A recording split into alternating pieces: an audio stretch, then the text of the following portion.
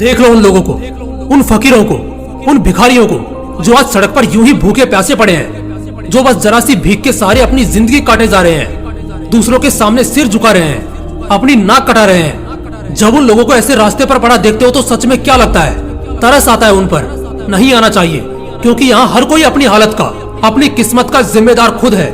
यहाँ हर किसी के पास हाथ है अपनी कहानी खुद लिखने को, हर किसी के पास मौका है अपनी किस्मत खुद आजमाने को। समाज ने बचपन से ही तुम्हारे दिमाग में एक लिमिट सेट कर रखी है, एक सीमा रेखा खींच रखी है, जिसके मुताबिक तुम कभी भी कुछ बड़ा करने से पहले कांपोगे। हर किसी के पास बेशुमार ताकत है, इतनी ताकत है कि शायद वो अंदाजा भी ना लगा पाए। इतना बल है कि वो किसी को भी हरा जाए, किसी के साथ भी निखर जाए और कहीं भी चमक जाए। लेकिन दिक्कत ये है कि लोगों को अपनी क्षमताओं का पता ही नहीं है। उन्हें अंदाजा भी नहीं है कि जो कुछ वो कर सकते हैं वो शायद किसी का बाप भी नहीं कर सकता। अपना वजूद इतना गिरा चुके हो, हिम्मत को इतना खोखला बना चुके हो कि अब तुम्हारे पास कोई दूसरा रास्ता ही नहीं जिंदगी के साथ समझौता करने के अलावा। लेकिन क्या इस गुलामी की जिंदगी के लिए 9 महीने अपनी माँ के पेट में जंग लड़कर आए हो? क्या गुलाम बनने के लिए तुम्हारे माँ बाप ने तुम्हें पाला है, तुम्हें संभाला है? क्या नौकर बनने के लिए तुम्हें यहाँ रखा है? क्या अपने आप को बार बार नीचा गिराने के लिए इस मिट्टी ने तुम्हें बड़ा किया है? नहीं, ऐसा नहीं है, ऐसा बिल्कुल भी नहीं है। तुम यहाँ आए हो राज करने के लिए, और इसके लिए बस अपनी मानसिकता में एक ही बात फिट होनी चाहिए, और वो है कि साला जो चाहे मर्जी कर ले, मैं तो बड़े सपने ही देखूंगा। मैंने जो ठाना है उसे पाकर ही रहूंगा, चाहे इसके लिए कुछ भी हो जाए, किसी भी तकलीफ से गुजरना पड़ जाए, किसी भी हालत से लड़ना पड़ जाए। एक बार बस खुद को ये बता देना है, खुद को समझा देना है कि बस अब बहुत हो गया। इसके बाद कोई बहाना, कोई रोक टोक नहीं। जैसा कि मैंने पहले ही कहा, यहाँ हर कोई अपनी हालत का जिम्मेदार खुद है। हर किसी के पास यहाँ हक है जिंदगी में ऊंचा उड़ने का, आगे बढ़ने का। इस हक को तुम कैसे भूल सकते हो? इस हक के साथ तुम कैसे समझौता कर सकते हो? तुम्हारे हाथों में वो जादू है कि तुम इतिहास बना सकते हो, लेकिन उस जादू का इस्तेमाल करने से पहले तुम्हें अपने दिमाग को काबू में करना होगा। फर्क समझो उन दोनों ही लोगों का, एक जिसे नौकर की तरह ट्रीट किया जाता है और दूसरा मालिक की तरह हुक्म चलाता है। क्या फर्क है उन दोनों ही लोगों में? हाँ, जन्म समय या दिनों में फर्क होगा, लेकिन शरीर में तो नहीं है। उन दोनों ही लोगों के जिस्म में एक जैसे अंग है, एक जैसा रंग है। मैं कहता हूँ जब एक इंसान अकेले पहाड़ तोड़ सकता है, पूरी दुनिया में प्रकाश बिखेर सकता है, चांद पर जा सकता है, एक अलग दुनिया की खोज कर सकता है, तो उसके सामने मेरे और तुम्हारे गोल तो कुछ भी नहीं है।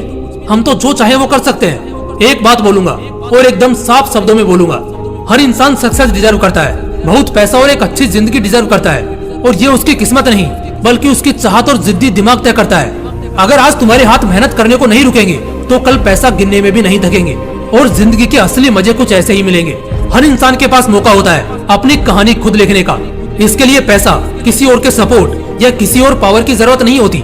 ये तुम्हारे हाथों में होता है, सिर्फ और सिर्फ तुम्हारे ही हाथों में होता है। जब एक इंसान बच्चे के रूप में जन्म लेता है तो उसे माँ बाप पालते हैं, चलना सिखाते हैं, बोलना सिखाते हैं और इस दुनिया को टक्कर देने लायक बनाते हैं। और वो लड़का ऐसा बन भी जाता है, लेकिन जैसे ही वो थोड़ा समझदार होता है वो खुद को कष्ट देने से डरने लगता है, और यही चीज उसे दिन ब दिन कमजोर करने लगती है। और फिर वही लड़का ठीक से अपने आप को भी नहीं बचा सकता है।